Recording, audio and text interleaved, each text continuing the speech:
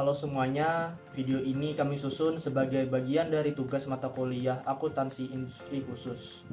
Sebelumnya, kami ingin mengucapkan terima kasih yang sebesar-besarnya kepada dosen pengampu kami, Ibu Melinda Wijaya, SAK, MA, atas bimbingan dan arahan beliau selama proses pembelajaran. Nah, di video ini kami akan memaparkan hasil diskusi kami yang berjudul Analisis Penerapan Akuntansi pada Industri Riset dan Pengembangan Teknologi berdasarkan PSAK pada PTLN Industri Persero. Tak kenal maka tak sayang, sebelum kita masuk ke materi, izinkan saya memperkenalkan anggota kelompok terlebih dahulu. Saya sendiri, Rian Bakti Setiawan, selanjutnya ada Ahmad Afrizal Nur, Muhammad Akmal Wijaya, Ahmad Rafi Jodi, Reza Finanda, Muhammad Afrilian Fadilah, Dani Renaldi, Muhammad Bakir, dan Muhammad Aditya Firdaus. Memasuki poin pertama, mengapa topik ini penting? Kita tahu bahwa di era digital ini inovasi adalah kunci. PTLN Industri sebagai perusahaan teknologi sangat bergantung pada aktivitas R&D. Namun pengelolaan biaya riset ini sangatlah kompleks. Nah, disinilah peran PSAK 19 menjadi krusial untuk menentukan apakah sebuah biaya harus dibebankan atau dikapitalisasi agar laporan keuangannya tetap akurat. Presentasi kami akan menjawab 7 poin utama, mulai dari karakteristik usaha R&D, identifikasi resiko, standar akuntansi, contoh transaksi dan pencatatannya, penerapan standar akuntansi, penyusunan laporan keuangan, hingga analisis kebijakan akuntansi yang diterapkan pada biaya riset di PTLN. Nah, tujuan akhirnya adalah dari 7 poin tersebut kita dapat memahami bagaimana standar akuntansi menjaga transparansi pada industri berbasis teknologi seperti pada PTLN Industri Persero. Selanjutnya, saya akan menjelaskan materi tentang karakteristik usaha. Industri R&D Teknologi atau disebut perusahaan Research and Development Teknologi merupakan perusahaan yang bergerak di bidang penelitian, pengembangan, dan inovasi teknologi untuk menghasilkan produk atau sistem yang memiliki nilai guna dan manfaat ekonomi jangka panjang. Berbeda dengan perusahaan dagang yang berfokus pada jual beli barang atau perusahaan manufaktur yang memproduksi barang secara massal, perusahaan R&D lebih menitik beratkan pada pengembangan ilmu pengetahuan, rekayasa sistem, dan penciptaan teknologi baru. Salah satu contoh perusahaan R&D teknologi di Indonesia adalah PT Line Industri Persero yang bergerak dalam bidang persinggalan kereta api, teknologi pertahanan, komunikasi, dan energi terbarukan. Berikut saya akan menjelaskan karakteristik usaha industri R&D, yaitu yang pertama, satu, karakteristiknya yaitu berorientasi pada inovasi dan pengembangan teknologi. Kegiatan utama perusahaan R&D adalah melakukan penelitian dan pengembangan untuk menciptakan teknologi baru atau menyempurnakan teknologi yang sudah ada. Proses ini meliputi tahap penelitian, perancangan sistem, pembuatan prototipe, hingga pengujian sebelum teknologi dapat digunakan secara operasional. Lalu yang kedua, karakteristiknya yaitu mengandalkan aset tidak berwujud. Perusahaan R&D memiliki ketergantungan tinggi terhadap aset tidak berwujud seperti hak paten, perangkat lunak, desain sistem, dan hasil penelitian. Aset tersebut menjadi sumber keunggulan kompetitif perusahaan karena dapat memberikan manfaat ekonomi dalam jangka panjang. Lalu yang ketiga karakteristiknya yaitu membutuhkan investasi penelitian yang besar. Kegiatan penelitian dan pengembangan membutuhkan biaya yang cukup tinggi. Perusahaan harus menyediakan laboratorium, alat pengujian, perangkat teknologi, serta tenaga ahli profesional untuk mendukung proses pengembangan teknologi. Lalu yang keempat, karakteristiknya yaitu memiliki siklus pengembangan produk yang panjang. Produk teknologi tidak dapat dihasilkan dalam waktu singkat karena harus melalui berbagai tahapan seperti penelitian dasar, desain teknis, pengujian sistem, hingga implementasi. Oleh karena itu, proses pengembangan produk pada perusahaan R&D biasanya menggunakan waktu yang relatif lama. Lalu yang kelima, karakteristiknya yaitu bergantung pada sumber daya manusia yang kompeten. Keberhasilan perusahaan R&D sangat dipengaruhi oleh kualitas sumber daya manusianya, seperti insinyur, peneliti, programmer, dan analis teknologi. SDM tersebut berperan penting dalam menciptakan inovasi dan pengembangan dan menggunakan teknologi perusahaan. Lalu yang keenam, karakteristiknya itu pendapatan perusahaan berbasis proyek. Pendapatan perusahaan R&D umumnya berasal dari proyek teknologi, kerjasama dengan pemerintah atau kontrak dengan industri strategis. Pendapatan tidak selalu diperoleh secara rutin setiap periode seperti pada pesan dagang. Yang kedua, karakteristiknya itu memiliki tingkat resiko dan ketidakpastian yang tinggi. Kegiatan penelitian dan pengembangan memiliki resiko kegagalan karena tidak semua proyek dapat diakses atau diterapkan secara komersial. Selain itu, perkembangan teknologi yang cepat juga dapat mempengaruhi keberhasilan suatu produk. Lalu yang kedelapan, karakteristiknya yaitu berperan dalam mendukung industri strategis nasional. Perusahaan R&D teknologi memiliki peran penting dalam meningkatkan kemandirian teknologi nasional, terutama pada sektor transportasi, pertahanan, komunikasi, dan energi. Pengembangan teknologi dalam negeri dapat membantu mengurangi ketergantungan terhadap impor dan meningkatkan daya saing industri nasional. Lalu materi selanjutnya saya akan menjelaskan tentang risiko utama industri. Perusahaan R&D atau Research and Development Technology memiliki karakteristik usaha yang penuh ketidakpastian karena berfokus pada inovasi, eksperimen, dan pengembangan teknologi baru yang membutuhkan waktu serta biaya yang besar. Oleh karena itu, perusahaan menghadapi berbagai risiko yang dapat mempengaruhi keberhasilan proyek maupun kinerja perusahaan. Berikut saya akan menjelaskan beberapa risiko utama yang perlu diperhatikan, yaitu yang pertama, risiko kegagalan. Penelitian dan pengembangan tidak semua kegiatan R&D berhasil menghasilkan teknologi yang dapat digunakan atau dikomersialkan. Jika proyek gagal, biaya yang telah dikeluarkan menjadi beban perusahaan. Lalu selanjutnya adalah risiko ketidakpastian manfaat ekonomi. Hasil R&D tidak langsung menghasilkan pendapatan karena masih memerlukan tahap implementasi dan pengujian lanjutan. Jika manfaat ekonominya belum pasti. Lalu selanjutnya yang ketiga yaitu risiko perubahan teknologi yang cepat. Perkembangan teknologi yang pesat dapat menyebabkan hasil penelitian menjadi kurang relevan secara besar.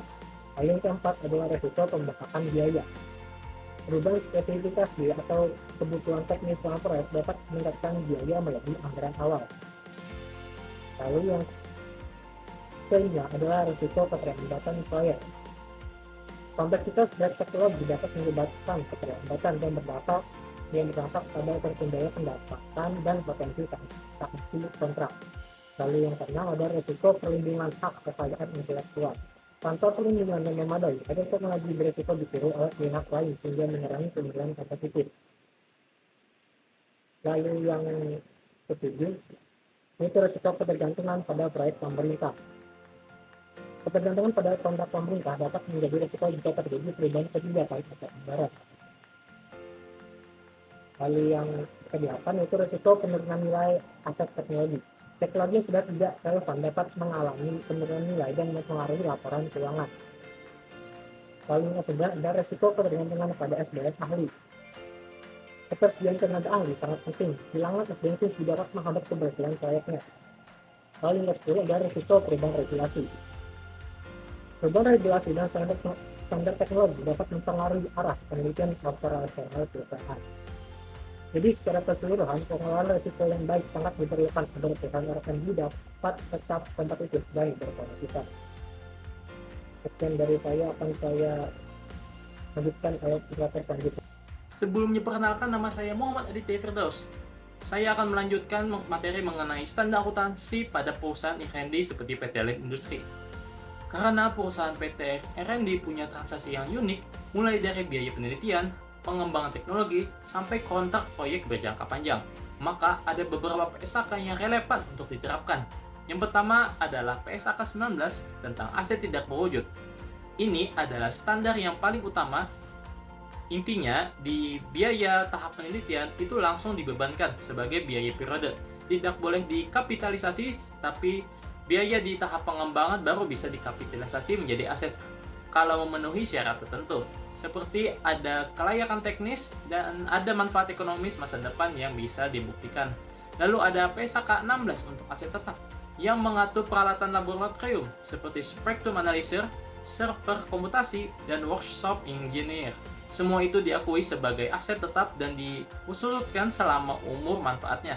PSAK 48 mengatur penurunan nilai aset jika teknologi yang sudah diterapkan atau sudah dikapitalisasi ternyata tidak lagi memberikan manfaat ekonomi, wajib dilakukan penurunan nilai. PSAK 57 mengatur provisi, misalnya ketika perusahaan punya kewajiban garansi atas proyek yang sudah selesai. Dan yang terakhir, PSAK 72 tentang pendapatan dari kontrak dengan pelanggan. Karena pendapatan PT LN Industri itu berasal dari proyek jangka panjang, pengakuan pendapatannya pun dilakukan secara bertahap, sesuai persentase penyelesaian pekerjaannya, atau yang disebut sebagai overtime. Sekarang masuk ke slide selanjutnya, yaitu tentang data transaksi perusahaan. Di sini disajikan sebesar 30 transaksi PT LN Industri selama tahun 2025 yang dibagi dalam beberapa kelompok.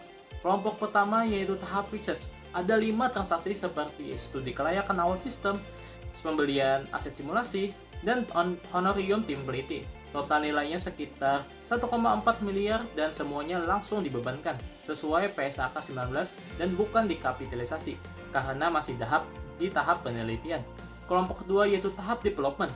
Ada 5 transaksi senilai lebih dari 7,5 miliar, meliputi pengembangan software penelitian kereta api, prototipe radar pertahanan, hingga sistem komunikasi taktik militer.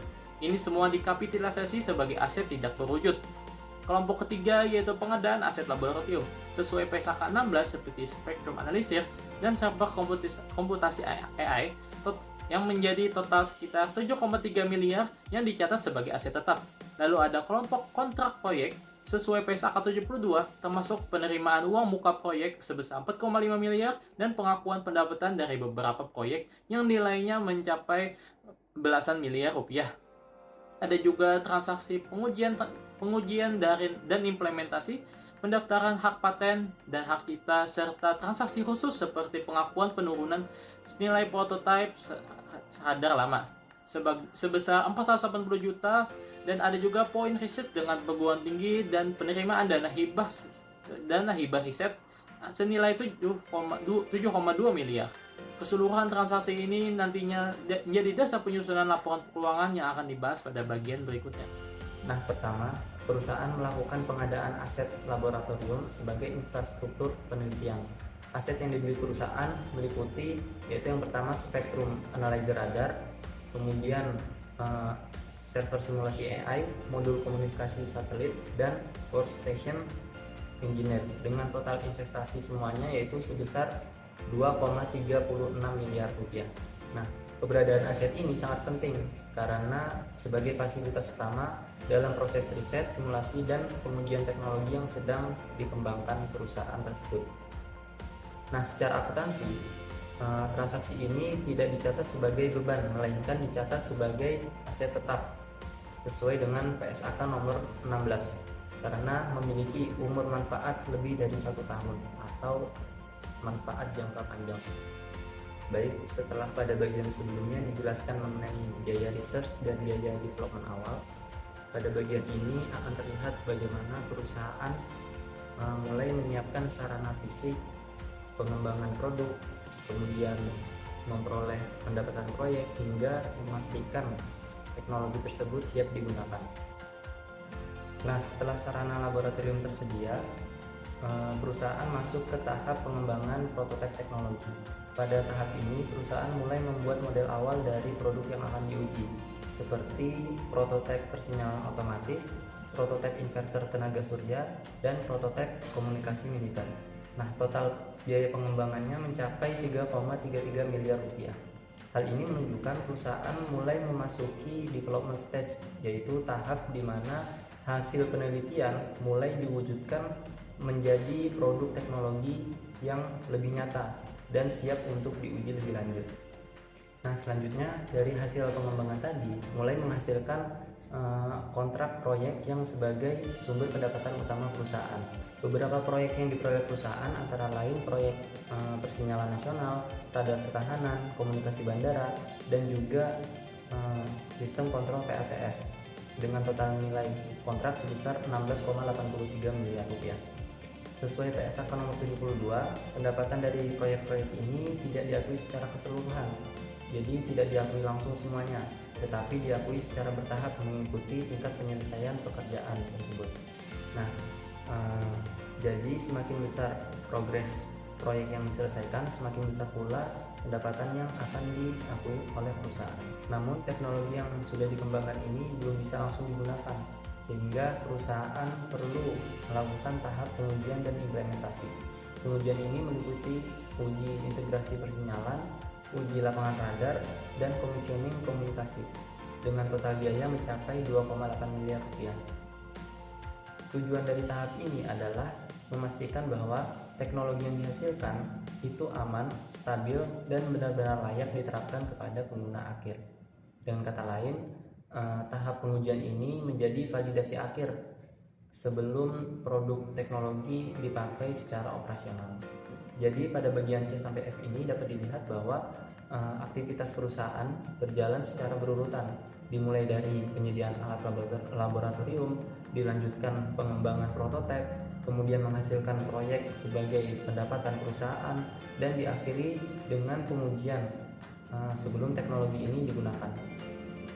Nah, setelah proses inti ini selesai, perusahaan masuk ke tahap selanjutnya, yaitu pencatatan lanjutan yang akan dijelaskan pada bagian berikutnya.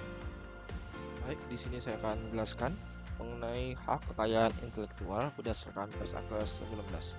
Pada transaksi nomor 25 dan 26, perusahaan melakukan pendaftaran hak paten sebesar 210 juta rupiah dan registrasi hak cipta software sebesar 95 juta rupiah. Kedua transaksi ini diakui sebagai aset tidak berwujud karena memberikan manfaat ekonomi di masa depan. Dalam pencatatannya, akun aset tidak berwujud di debit dan kas atau utang di kredit sebesar nilai yang sama. Berikutnya adalah kita masuk pada bagian penurunan nilai, upgrade, kolaborasi, dan hibah yang mengacu pada beberapa standar seperti PSAK 8, PSAK 16, dan PSAK 57. Pada transaksi nomor 27, terdapat pengakuan penurunan nilai aset berupa prototipe pada generasi lama sebesar 480 juta rupiah. Hal ini menunjukkan bahwa nilai tercatat aset lebih tinggi dibandingkan nilai yang dapat dipulihkan, sehingga perlu dilakukan impairment. Transaksi nomor 28 mencatat upgrade software berbasis AI sebesar 530 juta rupiah. Biaya ini dapat dikapitalisasi jika memenuhi kriteria sebagai pengembangan, yaitu memberikan manfaat ekonomi di masa depan. Pada transaksi nomor 29, perusahaan melakukan pendanaan joint research sebesar 650 juta rupiah bersama perguruan tinggi. Ini mencerminkan kolaborasi strategis dalam pengembangan teknologi yang dalam praktiknya dapat diakui sebagai beban atau investasi tergantung substansi ekonominya. Kemudian pada transaksi nomor 30, perusahaan menerima dana hibah riset sebesar 2 miliar 200 juta rupiah. Hibah ini umumnya diakui sebagai pendapatan atau pengurang biaya, tergantung pada syarat dan ketentuan yang melekat. Berikutnya kita akan masuk kepada bagian penerapan standar akuntansi. Pertama, dari sisi pengakuan dan pengukuran. Berdasarkan PSAK 19, biaya penelitian harus langsung dibebankan karena belum pasti menghasilkan manfaat ekonomi. Sementara itu, biaya pengembangan dapat dikapitalisasi jika memenuhi kriteria tertentu, seperti kelayakan teknis dan potensi manfaat ekonomi di masa depan. Untuk aset tetap seperti peralatan laboratorium, perusahaan menggunakan PSAK 16 dengan metode biaya perolehan yang kemudian disusutkan selama umur manfaatnya. Dalam hal pendapatan, PSAK 72 mengatur bahwa pengakuan dilakukan berdasarkan pemenuhan kewajiban pelaksanaan. Pada proyek jangka panjang, biasanya digunakan metode persentase penyelesaian atau overtime. Kedua, terkait estimasi dan judgment management. Ini menjadi aspek yang sangat penting dalam perusahaan berbasis R&D. Manajemen harus menentukan apakah suatu biaya layak dikapitalisasi, memperkirakan umur manfaat aset, serta melakukan proyeksi arus kas untuk uji penurunan nilai. Namun, fleksibilitas ini juga membuka peluang terjadinya earning management, sehingga integritas manajemen sangat berperan dalam menjaga kualitas laporan keuangan. Ketiga, dari sisi dampak terhadap laporan keuangan. Pelakuan akuntansi terhadap biaya R&D akan mempengaruhi laba perusahaan. Kapitalisasi biaya akan meningkatkan laba dalam pelakuan akuntansi terhadap biaya R&D. Kapitalisasi biaya akan meningkatkan laba dalam jangka pendek. Sedangkan pembebanan langsung akan menurunkan laba, namun lebih konservatif. Pada laporan posisi keuangan, kapitalisasi akan meningkatkan nilai aset tidak berwujud tapi juga berisiko menimbulkan overstatement jika tidak didukung estimasi yang akurat. Sementara itu, dari sisi arus kas, aktivitas R&D tetap membutuhkan pengeluaran kos yang besar, sehingga bisa terjadi perbedaan antara laba akuntansi dan arus kas operasional. Baik, akan saya serahkan kepada presentator berikutnya. Baik teman-teman, selanjutnya di sini saya akan menjelaskan mengenai laporan posisi keuangan dari PT LINE Industri per 31 Desember tahun 2025. Seperti yang kita ketahui, laporan posisi keuangan atau neraca itu merupakan laporan yang menunjukkan kondisi keuangan perusahaan pada akhir periode, di mana di dalam laporan ini terdapat 3 komponen utama, yaitu ada aset, liabilitas, dan juga ekuitas. Kita masuk ke bagian yang pertama, yaitu ada aset, di mana total aset perusahaan di sini itu sebesar 41.978 juta, yang merupakan seluruh kekayaan yang dimiliki perusahaan dan digunakan untuk menjalankan kegiatan operasional perusahaan. Aset sendiri di sini dibagi menjadi dua, yaitu ada aset lancar dan juga aset tidak lancar.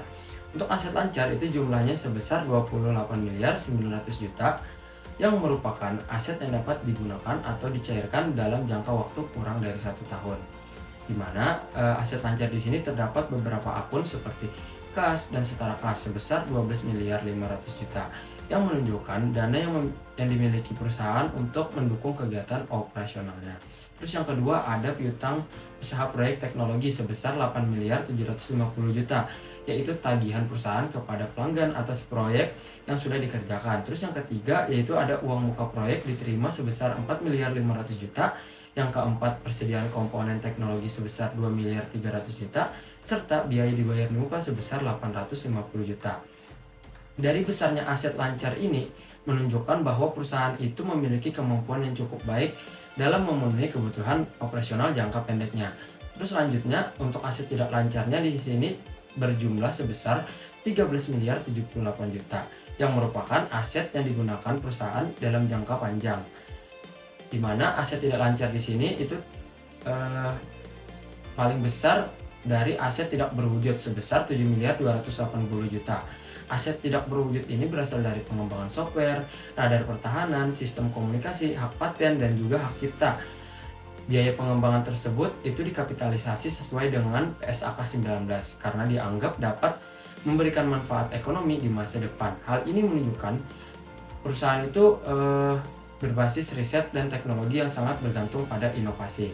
Selain itu, perusahaan juga memiliki aset tetap laboratorium sebesar 2.298 juta, di mana aset tetap ini terdiri dari Spectrum Analyzer, server simulasi AI, perangkat pengujian komunikasi, dan workstation engineer yang digunakan untuk mendukung kegiatan penelitian dan juga pengembangan.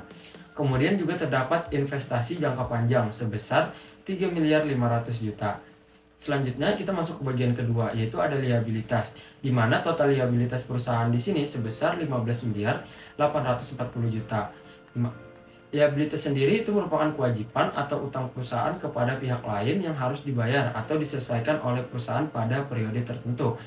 Liabilitas di sini dibagi menjadi dua, yaitu ada liabilitas jangka pendek dan juga liabilitas jangka panjang. Untuk jangka pendek sendiri di sini sebesar 9.140 juta, yang merupakan kewajiban yang harus diselesaikan dalam waktu kurang dari 1 tahun, yang berisi dari utang usaha sebesar 3.200 juta, yaitu kewajiban perusahaan kepada pemasok atau pihak ketiga atas pembelian barang dan jasa untuk mendukung kegiatan operasional perusahaan. Yang kedua yaitu pendapatan diterima di muka sebesar 4.500 juta, yaitu uang muka yang sudah diterima perusahaan dari pelanggan atas proyek yang belum sepenuhnya diselesaikan. Terus yang ketiga ada provisi garansi proyek sebesar 210 juta, yang merupakan estimasi biaya garansi atas proyek yang telah dikerjakan perusahaan. Terus yang keempat, utang pajak sebesar 750 juta, yaitu kewajiban pajak yang masih harus dibayar kepada pemerintah. Dan yang terakhir ada utang gaji sebesar 480 juta, yaitu kewajiban perusahaan kepada karyawan yang belum dibayarkan pada akhir periode. Dari besarnya liabilitas jangka pendek ini menunjukkan bahwa perusahaan masih memiliki kewajiban operasional, namun masih dapat ditutupi oleh jumlah aset lancar yang dimiliki perusahaan. Sedangkan untuk liabilitas jangka panjangnya sebesar di sini 6.700 juta, yang merupakan kewajiban yang jatuh temponya lebih dari 1 tahun. yang terdiri dari utang bank jangka panjang sebesar 5.500 juta yang digunakan perusahaan sebagai sumber pendanaan untuk mendukung pengembangan teknologi dan juga kegiatan operasional jangka panjang, dan juga ada liabilitas imbalan pasca kerja sebesar 1.200 juta, yaitu kewajiban perusahaan untuk memberikan manfaat kepada karyawan setelah masa kerja berakhir seperti pensiun dan juga pesangon. Selanjutnya kita masuk ke bagian ketiga, yaitu bagian ekuitas, di mana dari total ekuitas perusahaan di sini sebesar 26.138 juta, yang merupakan hak pemilik atas aset perusahaan setelah dikurangi seluruh kewajiban atau liabilitas, yang terdiri dari modal di sektor sebesar 20 miliar yang merupakan modal yang ditanamkan pemilik perusahaan, dan juga laba tahun berjalan sebesar 6.138 juta, yang menunjukkan bahwa perusahaan itu berhasil memperoleh keuntungan selama periode tahun 2025. Dari besarnya ekuitas ini menunjukkan bahwa perusahaan itu memiliki kondisi permodalan yang cukup baik dan juga mampu membiayai sebagian besar kegiatan operasionalnya dengan modal sendiri. Nah, dari laporan posisi keuangan ini kita dapat menyimpulkan bahwa kondisi keuangan PT LAN Industri cukup baik dan juga stabil, karena dari total aset perusahaan sebesar 41.978 juta itu lebih besar dibandingkan total liabilitas sebesar 15.840 juta. Selain itu, besarnya aset tidak berwujud ini menunjukkan bahwa perusahaan itu sangat berfokus pada pengembangan teknologi dan juga inovasi sebagai sumber utama kegiatan usahanya.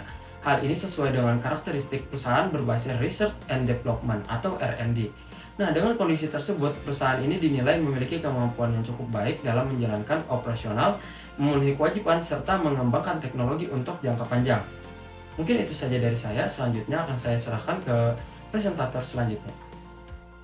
Baik, materi selanjutnya di sini saya akan menjelaskan mengenai laporan laba rugi PT LAN Industri untuk tahun 2025. Jadi, berdasarkan laporan laba rugi ini, perusahaan itu memperoleh total pendapatan sebesar 6.280 juta.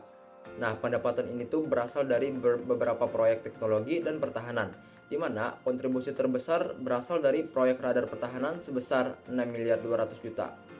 Selain itu, terdapat juga pendapatan dari instalasi sistem komunikasi bandara, sistem kontrol PLTS pemerintah, serta hibah riset pengembangan transportasi cerdas. Kemudian, di sisi beban, perusahaan juga memiliki beban penelitian sebesar 1.445 juta. Nah, beban ini tuh muncul karena PT LAN itu bergerak di bidang teknologi dan pengembangan sistem, sehingga perusahaan itu banyak melakukan kegiatan riset seperti studi kelayakan, pengujian laboratorium, penggunaan jasa konsultan teknologi, dan pembiayaan tim peneliti. Selanjutnya terdapat juga beban operasional lainnya, yaitu sebesar 6.607 juta.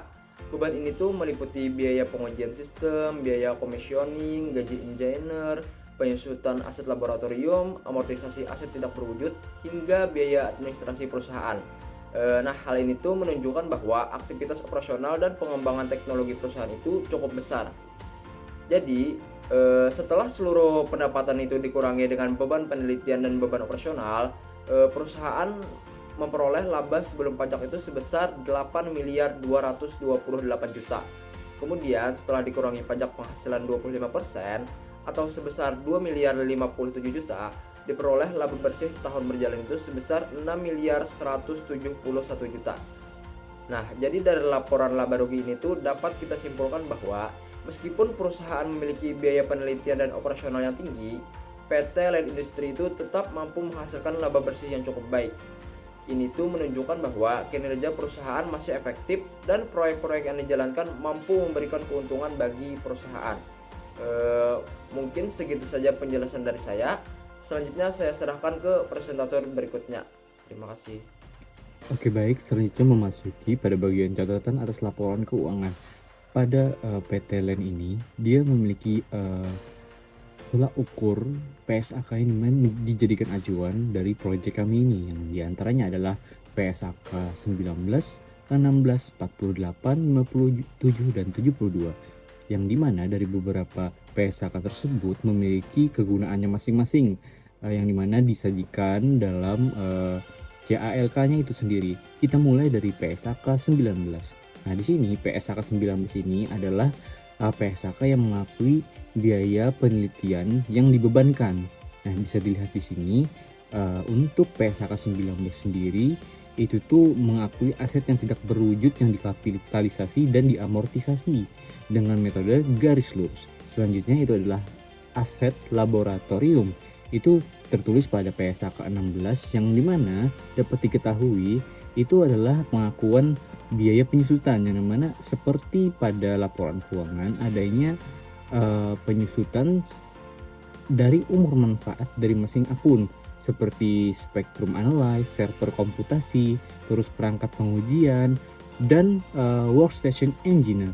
Oke, lanjut kepada penurunan nilai lanjut kepada PSAK 48 di mana berkaitan dengan penurunan nilai.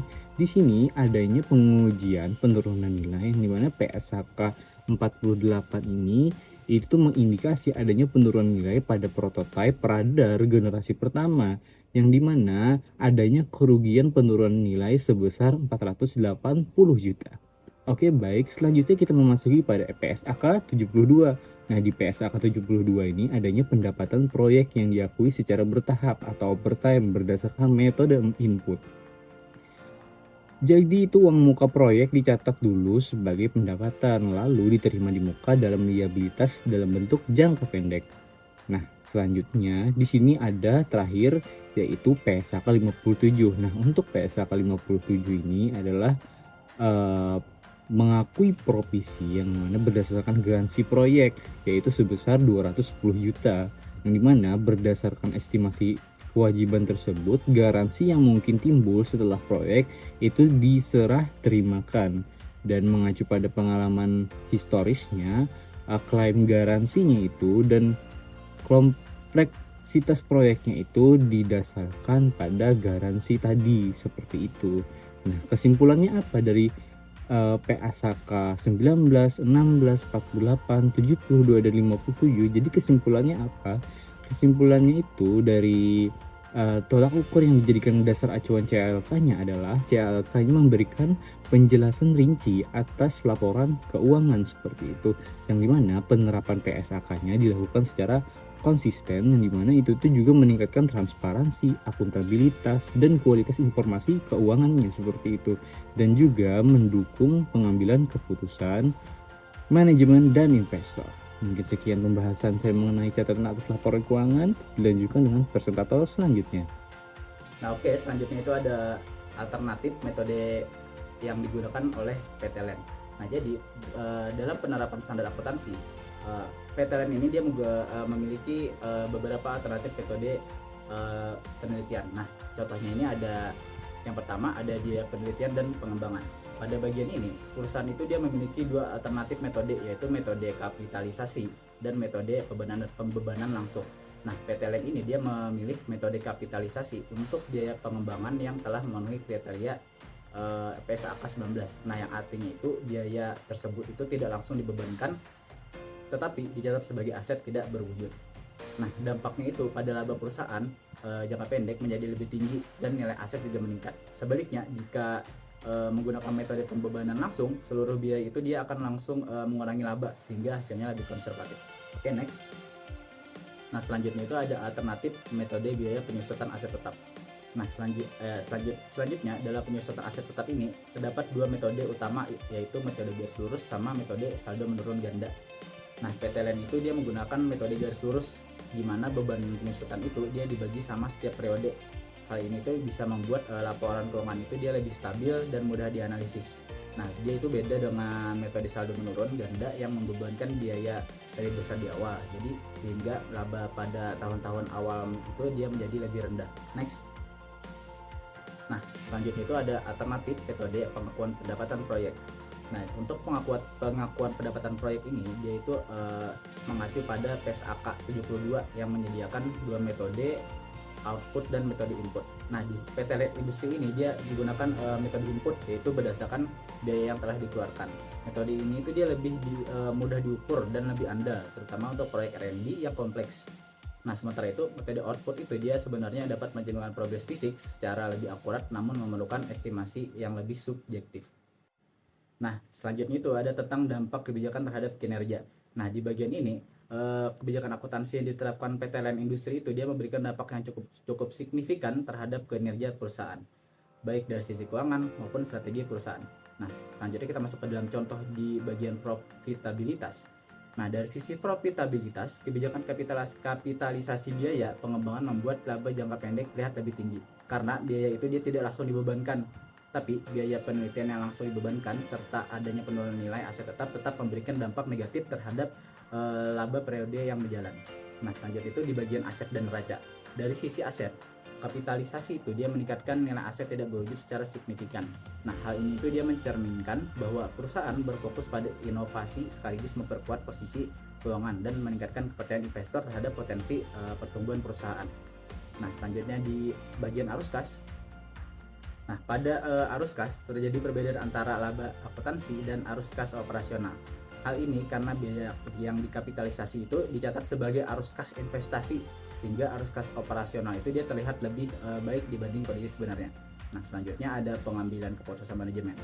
Nah, kebijakan ini juga mempengaruhi keputusan manajemen karena mendorong seleksi proyek yang lebih ketat agar memenuhi kriteria yang dikapitalisasi. Namun, di sisi lain terdapat potensi earnings management sehingga diperlukan pengawasan yang baik. Terakhir, ada transportasi dan kepercayaan investor.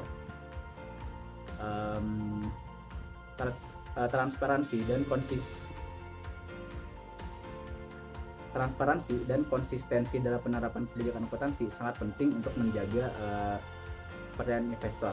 Perusahaan yang transparan cenderung memiliki tingkat risiko yang lebih rendah di mata investor. Nah, itu saja dari saya, mungkin selanjutnya akan dijelaskan oleh presenter selanjutnya.